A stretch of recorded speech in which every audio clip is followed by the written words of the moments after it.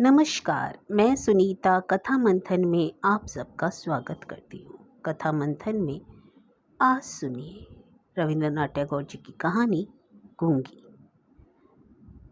रविंद्रनाथ जी की अन्य कहानियाँ आपको हमारी प्लेलिस्ट से मिल जाएंगी, लिंक आपको आई बटन में मिल जाएगा।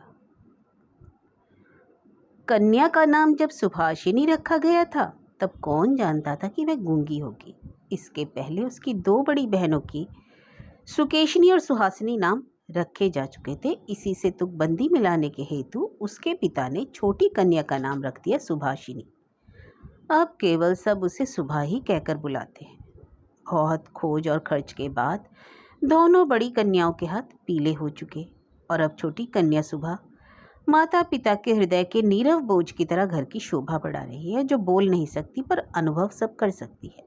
यह बात सबकी समझ में तो ना आती और इसी से सुबह के सामने ही सब उसके भविष्य के बारे में तरह तरह की चिंता फिक्र की बातें किया करते।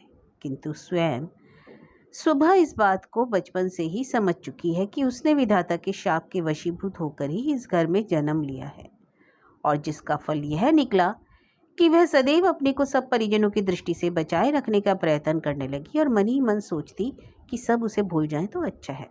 लेकिन जहाँ पीड़ा है उस स्थान को क्या कभी कोई भूल सकता है। माता पिता के मन में वह हर समय पीड़ा की तरह जीती जागती बनी रहती।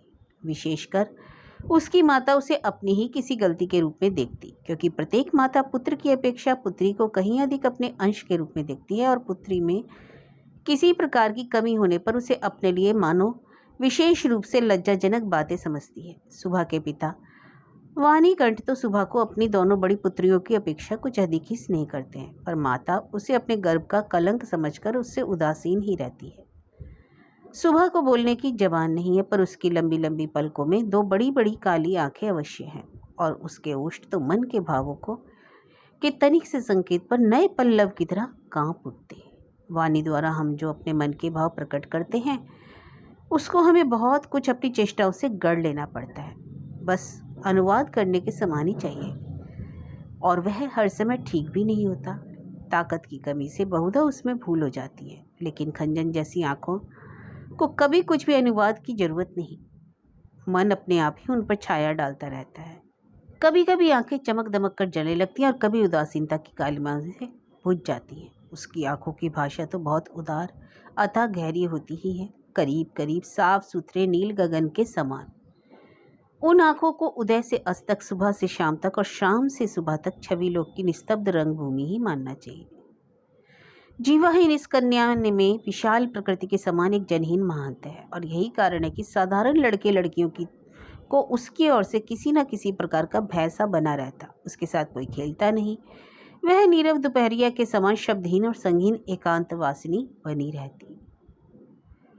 गांव का नाम है चंडीपुर। उसके पार्श्व में बहने वाली सरिता बंगाल की एक छोटी सी सरिता है, गृहस्थ के घर की छोटी लड़की के समान।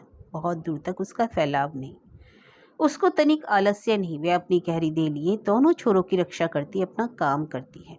दोनों छोरों के ग्रामवासियों के साथ मानो उसका कोई संबंध स्थापित हो गया। दोनों और गांव हैं, वृक्षों के छायादार ऊंचे किनारे, जिनके नीचे से गांव की लक्ष्मी सरिता अपने आप को भूलकर शीघ्रता से कदम बढ़ाती चलती जाती है। वाणीकंठ का अपना घर नदी के बिल्कुल एक छोर पर है। उसका खपच्चियों का बेड़ा, ऊंचा छप्पर, गाय घर, भूस का ढेर, आम कटहल और केलों के बागीचे हर एक नाविक की दृष्टि अपनी ओर आकर्षित करता है। ऐसे घर में आसानी से चलने वाली ऐसी सुख की गृहस्थी में उस गूंगी कन्या पर किसी की दृष्टि पड़ती है या नहीं मालूम नहीं, पर काम धंधों से ज्यों ही उसे तनिक फुर्सत मिलती त्यों ही वह झट से उस नदी के किनारे जा बैठती। प्रकृति अपने पार्श्व में बैठाकर उसकी सारी कमी को पूर्ण कर देती है। दोपहरिया को नाविक और मछुए खाने के लिए अपने अपने घर जाते, गृहस्थ और पक्षी आराम करते, पार उतरने वाली नौका बंद पड़ी रहती। जन समाज अपने सारे काम धंधों के बीच में रुककर सहसा भयानक निर्जन मूर्ति धारण करता। तब रुद्र महाकाल के नीचे एक गूंगी प्रकृति और एक गूंगी कन्या दोनों आमने सामने चुपचाप बैठी रहती, एक दूर तक फैली हुई धूप, दूसरी एक छोटे से वृक्ष की छाया में। सुभाषिनी की कोई सहेली नहीं, सो बात नहीं। गांव घर में दो गायें हैं, एक का नाम सरस्वती, दूसरा का नाम है पार्वती। ये नाम सुभाषिनी के मुंह से उन गायों ने कभी भी नहीं सुने, परंतु वे उसके पैरों की मंथर गति को भली भांति पहचानती है। सुभाषिनी का बिना बातों का ऐसा करुण स्वर है जिसका अर्थ वे भाषा की अपेक्षा कहीं अधिक सरलता से समझ जाती, पर कभी उन पर लाड़ करती, कभी डांटती, कभी प्रार्थना का भाव दर्शाकर उन्हें मनाती, और इन बातों को उसकी सारों और पारों इंसान से अधिक भली भांति समझ जाती। सुभाषिनी गौघर में घुसकर अपनी दोनों बाहों से जब सारों की गर्दन पकड़कर उसके कान के पास कनपटी रगड़ती, तब पारो स्नेह की दृष्टि से उसकी ओर निहारती हुई उसके शरीर को चाटने लगती। सुभाषिनी दिन भर में कम से कम 2-3 बार तो नियम से गौघर में जाया करती। इसके सिवा अनियमित आना जाना भी बना रहता। घर में जिस दिन वह कोई सख्त बात सुनती, उस दिन तो उसका पूरा समय अपनी गूंगी सखियों के पास बीतता। सुभाषिनी की सहनशील और विषाद शांत चितवन को देखकर वे न जाने कैसी एक अन्य अनुमान शक्ति में उसकी मर्म वेदना को समझ जाती और उसकी देह से सटकर धीरे धीरे उसकी बाहों पर सिंह घिसकर अपनी मौन आकुलता से उसको धैर्य बंधाने का प्रयत्न करती। इसके सिवा एक बकरी बिल्ली का बच्चा भी था। उनके साथ सुभाषिनी की गहरी मित्रता तो नहीं थी, फिर भी वे उससे बहुत प्यार करते और कहने के अनुसार चलते। बिल्ली का बच्चा चाहे दिन हो या रात, जब तब सुभाषिनी की गर्म गोद पर बिना किसी संकोच के अपना हक जमा लेता और सुख की नींद सोने की तैयारी करता, और सुभाषिनी जब उसकी गर्दन और पीठ पर अपनी कोमल उंगलियां फिरती, तब तो वह ऐसे आंतरिक भाव दर्शाने लगता मानो उसको नींद में खास सहायता मिल रही है। ऊंची श्रेणी के प्राणियों में सुभाषिनी को और एक मित्र मिल गया था, किंतु उसके साथ उसका ठीक कैसा संबंध था पक्का बताना मुश्किल है, क्योंकि उसके बोलने की जीवा है और वह गूंगी है, अतः दोनों की भाषा एक नहीं। और वह था गुसाइयों का छोटा लड़का प्रताप। प्रताप बिल्कुल आलसी और निकम्मा। उसके माता पिता ने बड़े प्रयत्नों के उपरांत इस बात की आशा तो बिल्कुल छोड़ दी थी कि वह कोई कामकाज करके घर गृहस्थी में की कुछ सहायता करेगा। निकम्मों के लिए एक बड़ा सुविधा यह है कि परिजन उन पर बेशक नाराज रहें, पर बाहरी जनों के लिए वे प्राय स्नेह पात्र होते हैं। कारण किसी विशेष काम में ना फंसे रहने से वे सरकारी मिल्कियत से बन जाते हैं। नगरों में जैसे घर के पार्श्व में कुछ दूर पर एक आध सरकारी बगीचे का रहना आवश्यक है, वैसे ही गाँव में 2-4 ठल्ले निकम्मे सरकारी इंसानों का रहना भी आवश्यक है। काम धंधों में, हास प्रयास में, और जहाँ कहीं भी एक आध की कमी देखी, वहीं से चट हाथ के पास ही मिल जाते। प्रताप की विशेष रुचि एक है, वह है मछली पकड़ना। इससे उसका बहुत सा समय आसानी के साथ कट जाता है। तीसरे पैर सरिता के तीर पर बहुधा वह इस काम में तालीम दिखाई देते हैं, और इसी बहाने सुभाषिनी से उसकी भेंट हुआ करती है, चाहे किसी भी काम में हो। पार्श्व में एक हमजोली मिलने मात्र से ही प्रताप का हृदय खुशी से नाच उठता। मछली के शिकार में मौन साथी ही सबसे श्रेयकर माना जाता है, अतः प्रताप सुभाषिनी की खूबी को जानता है और कद्र करता है। यही कारण है, और सब तो सुभाषिनी को सुबह कहते, किंतु प्रताप उसमें और भी स्नेह भरकर सुबह को सु कहकर पुकारता। सुभाषिनी इमली के वृक्ष के नीचे बैठी रहती और प्रताप पासी जमीन पर बैठा हुआ सरिता जल में कांटा डालकर उसी की ओर निहारता रहता। प्रताप के लिए उसकी ओर से हर रोज एक पान का बीड़ा बंधा हुआ था, और उसे वह स्वयं अपने हाथ से लगाकर लाती, और शायद बहुत देर तक बैठे बैठे देखते देखते उसकी इच्छा होती कि वह प्रताप की कोई विशेष सहायता करे, किसी काम में सहारा दे। सुभाषिनी की अवस्था दिन प्रतिदिन बढ़ती ही जा रही है। धीरे धीरे मानो वह अपने आप को अनुभव कर रही है, मानो किसी एक पूर्णिमा को किसी सागर से एक ज्वार सा आकर उसके अंतराल को किसी एक नवीन अवर्चनीय चेतना शक्ति से भर देता है। पूर्णिमा की गाढ़ी रात्रि में उसके ने एक दिन धीरे से कक्ष के झरोखे को खोलकर वह त्रस्त अवस्था में मुंह निकालकर बाहर की ओर देखा कि संपूर्ण प्रकृति उसके समान सोती हुई दुनिया पर अकेली बैठी जाग रही है, वह भी यौवन के उन्माद से, आनंद से, विषाद से, असीम नीरवता की अंतिम परिधि तक, यहाँ तक कि उसे भी पार करके चुपचाप स्थिर बैठी है। एक शब्द भी उसके मुख से नहीं निकल रहा। इधर कन्या के विवाह की चिंता में माता पिता बहुत बेचैन हो उठे हैं, और गांव के लोग भी यत्र तत्र निंदा कर रहे हैं। यहाँ तक कि जाति विच्छेद कर देने की भी अफवाह उड़ी। वाणिकंठ की आर्थिक दशा वैसी ही अच्छी है, तो खाते पीते आराम से है, इसी कारण उनके शत्रुओं की भी गिनती नहीं।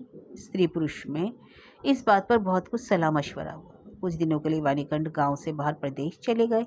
अंत में एक दिन घर लौटकर पत्नी से बोले, चलो कलकत्ता चले। कलकत्ता गमन की तैयारी पूरे जोर शोर से होने लगी। कोहरे से ढके हुए सवेरे के समान सुबह का सारा अंतःकरण अश्रुओं की भाप से ऊपर तक भर गया। भावी आशंका से भयभीत होकर वह कुछ दिनों में मूक पशु की तरह लगातार अपने माता पिता के साथ रहती और अपने बड़े बड़े नेत्रों से उनके मुख की ओर देखकर मानो कुछ समझने का प्रयत्न किया करती, और वे उसे कोई भी बात समझाकर बताते ही नहीं थे। इसी बीच एक दिन तीसरे पहर तट के समीप मछली का शिकार करते हुए प्रताप ने हंसते हंसते पूछा, क्यों रिसू, मैंने सुना तेरे लिए तू विवाह करने कलकत्ता जा रही है, देखना कहीं हम लोगों को भूल मत जाना। इतना कहकर वह जल की ओर निहारने लगा।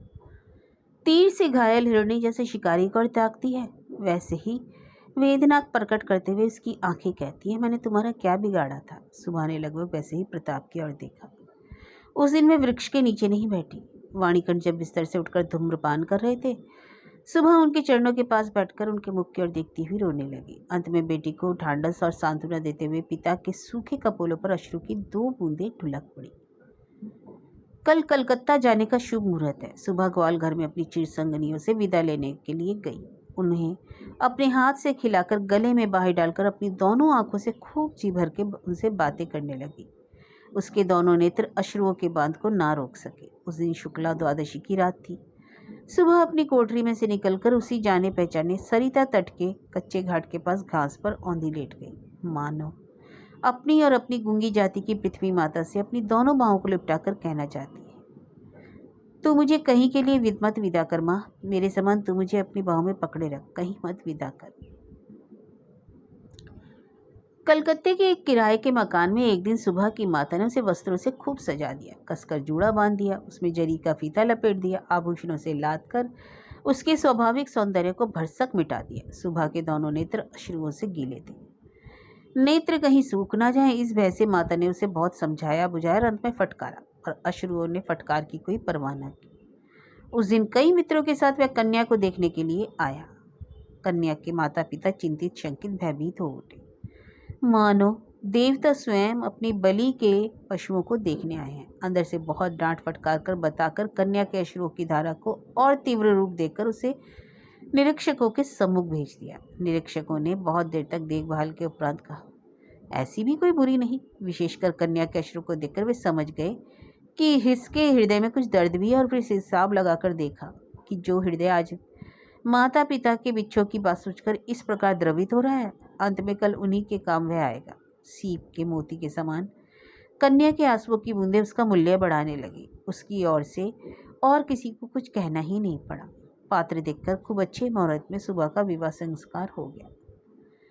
गूंगी कन्या को दूसरों के हाथ सौंपकर माता पिता घर लौट आए, और तब कहीं उनकी जाति और परलोक की रक्षा हो सकी।